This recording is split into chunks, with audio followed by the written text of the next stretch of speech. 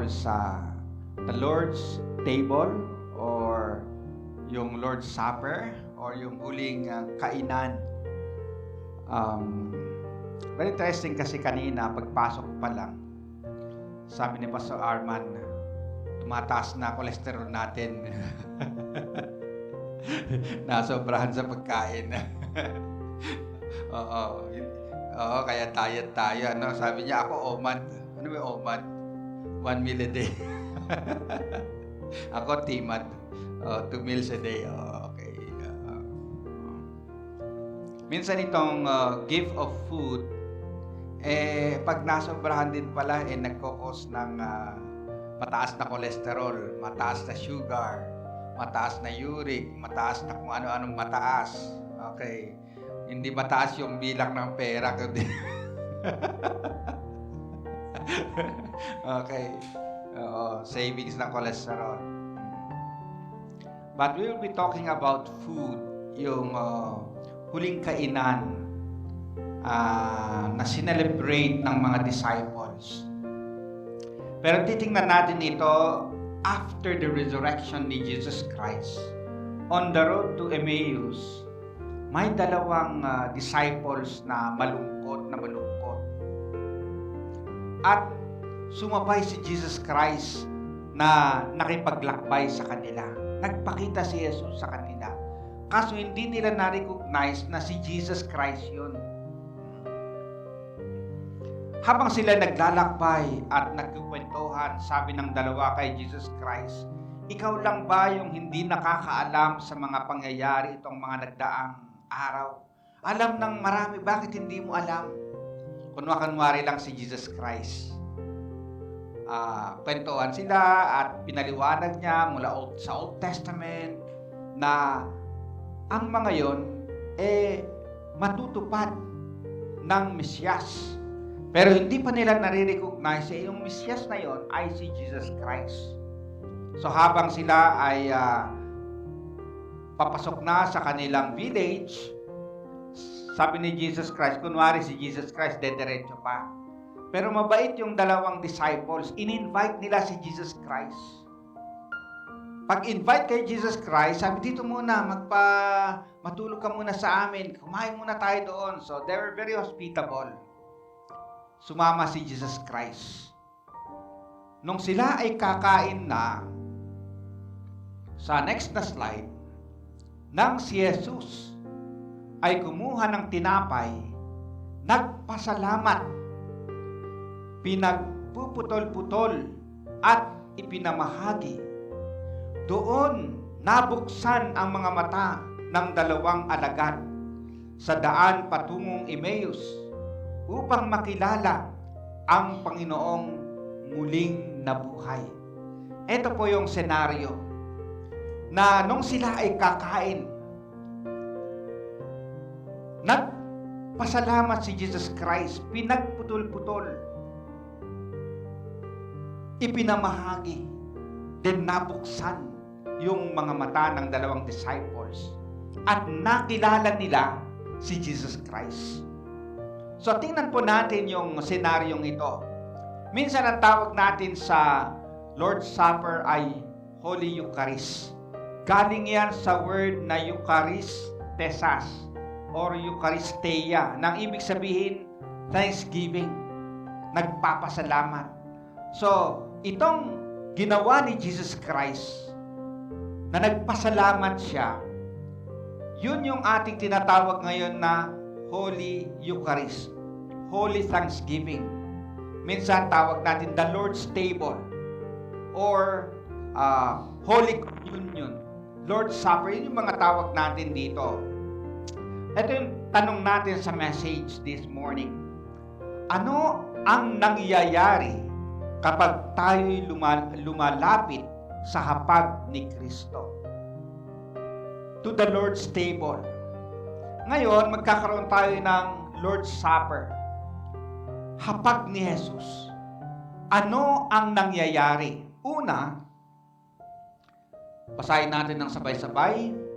It throws us back to remember Jesus' sacrifice.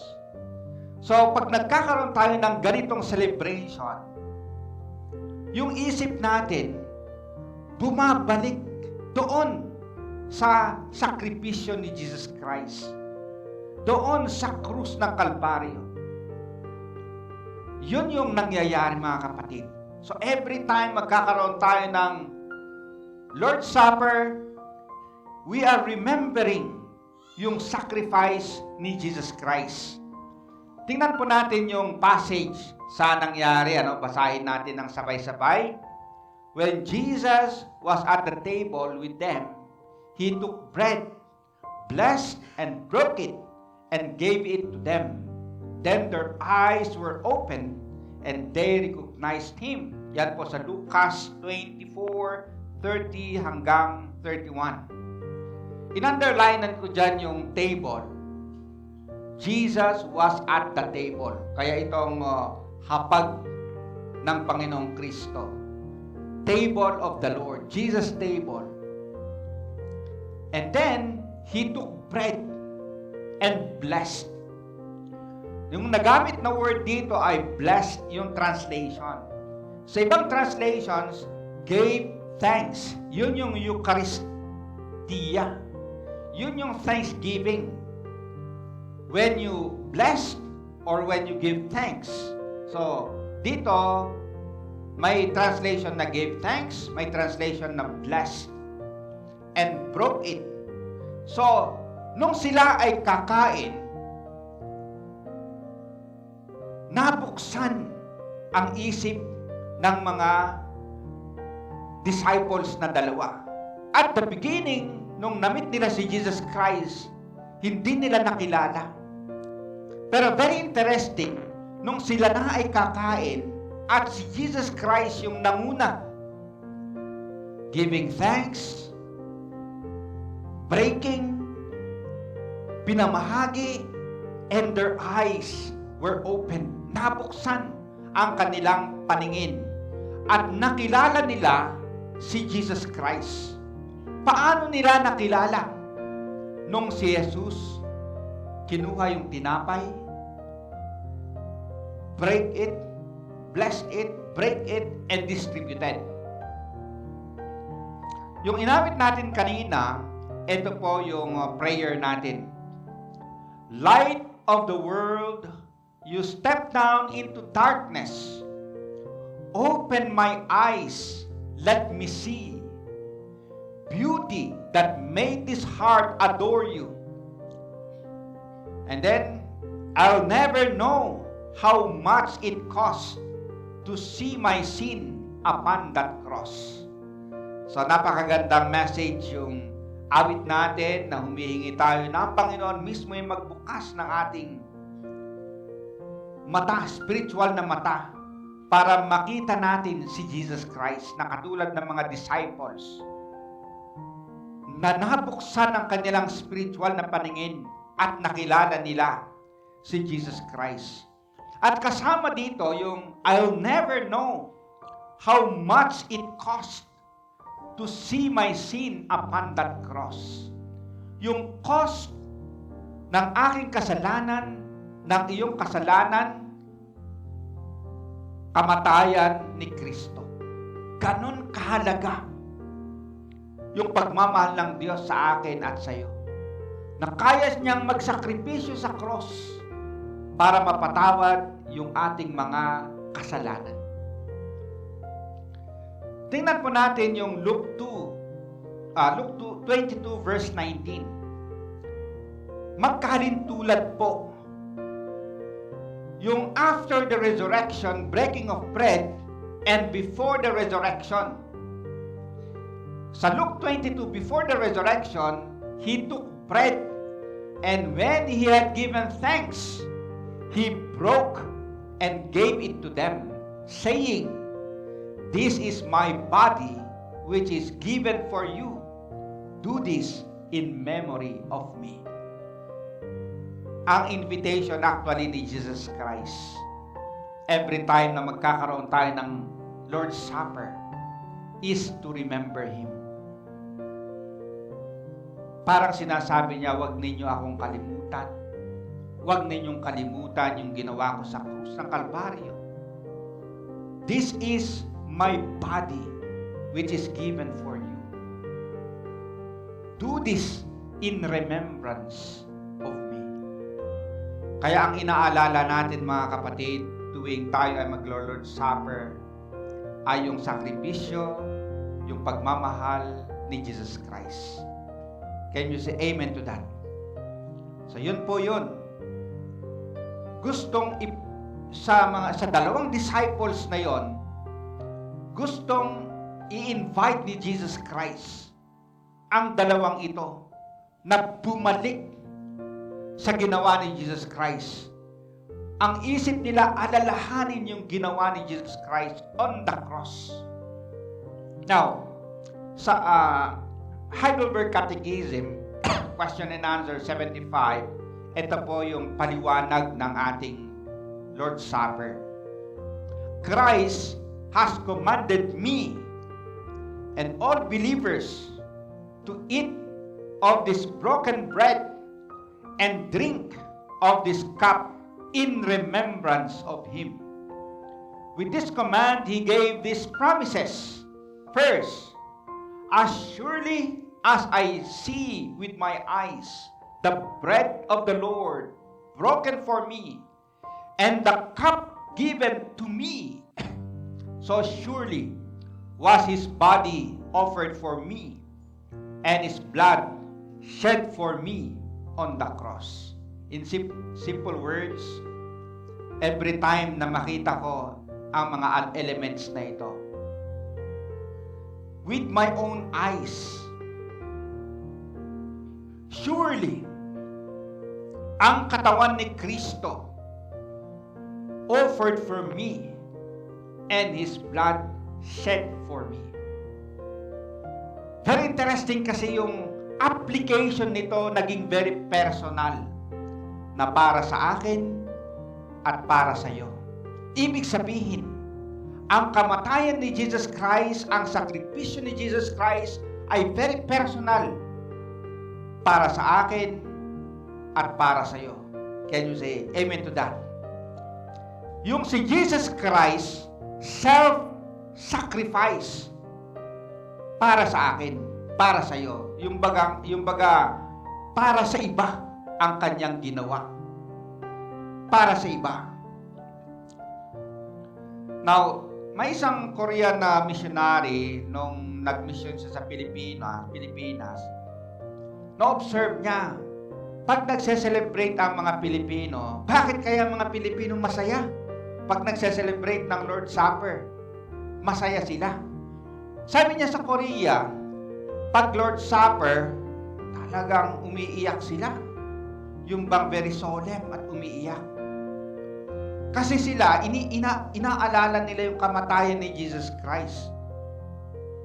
Sabi niya, yung mga Pilipino naman, inaalala nila, papasalamat sila, masaya sila dahil napatawad sila. Okay, so sabi niya, dapat balanse. Okay lang yung ikaw ay malungkot dahil namatay si Kristo, pero masaya ka rin dahil para sa'yo, para sa atin. Yung kasalanan natin, pinatawad ni Jesus Christ, kaya dapat talaga masaya. So, yun yung kanyang paliwanag. Okay. Kapag tayo'y lumalapit sa banal na hapunan ng Panginoon, sariwa nating naaalala at tayo'y pinalalakas ng sakripisyo ni Kristo para sa ating mga kasalanan. Itong Lord's Supper, pag nagpa-participate tayo, ang tawag natin dito is isa sa mga means of grace. Ginagamit ito ng Panginoon, hindi lang para sariwain yung ginawa ni Jesus Christ sa krus. Ito rin yung ginagamit ng Panginoon para ikaw at ako ay mapalakas sa ating pananampalataya. So, hindi lang, eto po, my word of God being preached, napapalakas tayo. Pag nagpa-participate din tayo dito sa Lord's Supper, napapalakas din ang ating pananampalataya. At nare-revive yung ating pananampalataya. Okay. Sa next na slide, makikita po natin yung contrast. Si Jesus Christ, ang ginawa niya, sacrifice. Sa nangyayaring kaguluhan sa mga politicians ng mga sa Pilipinas, self-service. Okay. Nakaikot ako sa maraming mga liblib na lugar sa Pilipinas at nakita ko kung gaano naghihirap yung maraming kababayan. Pagkatapos malalaman mo na may bilyong-bilyong pera na nilulustay ang gobyerno, parang, ay grabe itong mga politician natin. Nanghihiram pa tayo sa World Bank para ilagay sa bulsa ng mga politician natin. Kasi, imbes na tularan nila si Jesus Christ na meron siyang self-sacrifice, ang nangyari, self-serving. Okay, sila gumagawa ng batas, tinutupad nila, pero ito ay para sa kanila. So, hindi po tama ang ginagawa ng ating ibang mga politician, which is self-serving. Sa next na slide, ito yung graduation ng isang estudyante sa PTS. Isa na siyang professional. Nagturo na rin siya hanggang sa siya naging negosyante. Pero may time na tinawag siya ng Panginoon na mag-aral sa PTS para magpastor. Sabi niya dati ako ay na-involve sa politics. Ako yung SK chairman ng aming lugar. Ang style ko, yung sweldo ko, binibigay ko sa mga projects, sa scholarship. At nakita ko na pag ikaw ay katulad ko na hindi kinukuha yung pera, wala akong makukuha sa politics na pera kasi binibigay ko rin, sabi niya. Kaya inayawan ko yung politics. Ang ginawa niya, nagnegosyo siya. Yumaman siya sa negosyo. Ito yung pinuntahan namin sa Jumalig, isang island. Na taga doon siya, pero sa Lucena rin ang kanyang bahay. Kumbaga, successful na siya sa kanyang kaperahan, negosyo. Pero, nung nag-aral siya sa PTS, sabi niya, isa sa natutunan ko ay hindi pala bawal na ikaw ay pumasok sa politics bilang mga Christians. Kaya sabi niya, gusto kong bumalik sa politics. Kasi yung balita dito sa amin, yung corrupt yung aming leader. Okay, corrupt. Nakita nyo naman yung kalsada namin, liliit pa, lubak-lubak. Okay, dapat mahaba, pero maiksi lang yung pinapagawa. May budget naman, pero binubulsa ng ating mga politician. So sabi raw ng isang professor sa PTS, kung hindi tayo papasok sa politics, bibigay natin sa mga corrupt. Okay, kung hindi tayo papasok na mga Christians. Ang problem minsan, may mga Christians naman sa politics, mga kilala natin. Kaso nga lang, sila rin may mga kasong corruption, parang nakakahiya. Yung iba, dinidistansya na lang nila na hindi namin yan kagrupo. Pero actually, kasama natin sila eh. Pero ito, sabi niya, gusto kong pumasok sa politics. At gawin ko pa rin yung dati kong ginawa. Marami na akong pera sa negosyo. Yung aking sweldo, ibibigay ko sa tao pa rin, sa projects pa rin. Gusto kong makatulong kung ito ay tawag ng Panginoon. So sabi niya, i-offer niya yung sarili niya. Para sa kanya, sacrifice ito. Kasi sabi niya, umalis na nga ako eh. Okay na yung buhay ko financially eh. Pero bakit pa ako papasok? Dahil gusto kong maglingkod ng kahit walang sweldo. Ibibigay ko yung sweldo ko sa project. So, sabi niya, ipag-pray po ninyo ako. Isa ito sa ating kapatid, kasamahang Presbyterian na gustong pumasok sa politics sa kanilang lugar para makatulong.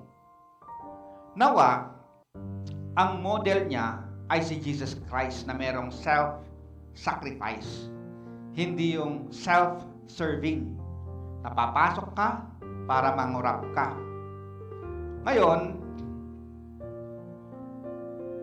ang prayer natin sa manangyayari sa ating bansa, magbalik loob ang marami.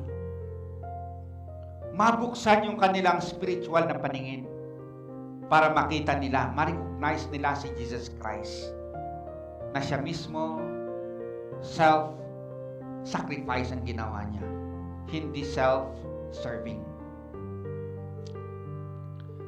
Pangalawa, at ito rin yung pangalawa at huling point natin. Basahin natin ang sabay-sabay. It sends us to testify about Jesus' resurrection. Ano ang nangyayari pag tayo ay nagkakaroon ng Lord's Supper? Una, naaalala natin yung ginawa ni Jesus Christ. Pangalawa, hinahamon tayo na buksan yung ating bibig. Sabihin na si Jesus ay buhay. Hindi siya nanatiling patay. We testify that Jesus is alive. Tingnan mo natin yung passage natin at kung nababasa natin, sabay-sabay nating basahin. Then their eyes were opened and they recognized him and he disappeared from their sight. They asked each other, were not our hearts burning within us while he talked with us on the road and opened the scripture to us? They got up and returned at once to Jerusalem. There they found the 11 and those with them, assembled together and saying, "It is true, the Lord has risen and has appeared to Simon." Then the two told what had happened on the way and how Jesus was recognized by them when he broke the bread. Okay. So itong dalawang disciples, after na na-recognize nila si Jesus Christ through the breaking of the bread by Jesus Christ, they got up, bumalik sa Jerusalem, di ba? Galing na sila ng Jerusalem, naglakbay sila ng malayo. Nung makilala nila si Jesus Christ, sa gabing iyon, bumalik uli sila sa Jerusalem. Nakita nila yung 11 disciples. Si Judas patay na. Assembled, at ito ang sabi nila, "It is true, the Lord has risen." Then the two told what had happened on the way and how Jesus was recognized by them when he broke the bread. Itong Lord's Supper, hinahamon tayo na katulad ng disciples na ito, na after na ma-recognize natin si Jesus Christ, makilala natin siya dahil sa kanyang pagmamahal sa atin, ang response natin, mag-testimony. We proclaim si Jesus ay buhay. Pwede bang sabay-sabay sabihin natin, "The Lord has risen." Si Jesus ay buhay. Amen. Hallelujah. At meron tayong awit. Tanong mo, bakit ko alam na si Jesus ay buhay? Sa puso ko, buhay si Jesus. Naranasan natin na si Jesus Christ ay buhay sa sarili natin. Ikaw naranasan mo na si Jesus ay buhay. At katulad ng mga disciples, kailangan nating sabihin sa iba para malaman din nila, makilala rin nila si Jesucristo na siya ay buhay. Sa next na slide, ang Eucharistia ay nagbibigay pag-asa sa pagkabuhay na muli at hinahamon tayong ibahagi ang mabuting balita sa iba. Totoo yun na si Jesus Christ ay buhay. Siya yung unang bunga ng resurrection. At lahat ng sasampalataya sa Kanya, sumasampalataya sa Kanya, sabi niya, even though they die, yet shall they live again. Sa Kanyang pagbabalik, susunod tayong magre-resurrect. Meron din tayong resurrection. Sigurado yon, yung sabi ng salita ng Panginoon. Nangyari kay Jesus, mangyayari sa atin. Habang hindi pa nangyayari yon, tayo ay hinahamon na ibahagi ang mabuting balita sa iba. Ano yung mabuting balita? Na si Jesus namatay. After 3 days, nabuhay siya uli. He is risen. At dahil dyan, meron din tayong pag-asa. Meron tayong buhay na walang hanggan. Sabi ng isang theologian na si John Calvin, sabi dito, the Lord's table is to inspire thanksgiving and gratitude. Of course, every time na tayo ay naglo-Lord's Supper, papasalamat tayo sa blessings ng Panginoon at kasama na si Jesus Christ mismo, yung ginawa niya. And to be a bond of love among believers, equipping them for mutual edification and service. So, na-emphasize ko po dyan yung service. Every time na magkaroon tayo ng Lord's Supper, hinahamon tayong mag-serve, maglingkod. Yung dalawang disciples, paano sila naglingkod? They testified that Jesus is risen. Kanino natin sasabihin? Si Jesus ay buhay. Sabihin natin sa ating mga kamag-anak na hindi pa nakakakilala. Sabihin natin sa ating kapitbahay, mga kaibigan, that Jesus is risen. Sa next na slide, kahapon, nag-usap kami itong kaibigan ko na naging kaklase ko sa seminary. May edad na siya nung nag-aral siya sa Bible School, sa Silang, sa PMI, at naging kaklase ko. Magsa-75 na siya, pero malakas pa rin. At hanggang ngayon, nagpapastor, nangangaral. Okay pa, kaya pa. Magsa-75. Matagal na kaming magkakasama. Hanggang ngayon, may edad na siya. Nagte-testify pa rin siya patungkol sa mabuting balita. Yung dinalaw namin ay kaklase rin namin. Naoperahan sa UMC sa Lasal. Kasi sa likod may tumor na nakitaan sa kanyang spinal column. At sabi niya, miracle din yung ginawa ni Lord kasi about 2 million yung nagastos namin, pero kung paano nag-provide ang Panginoon, talagang siya'y buhay.